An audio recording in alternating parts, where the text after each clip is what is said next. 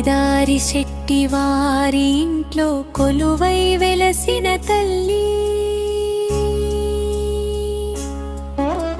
కమలాలయే మహాలక్ష్మి కరుణ చూపవే తల్లి,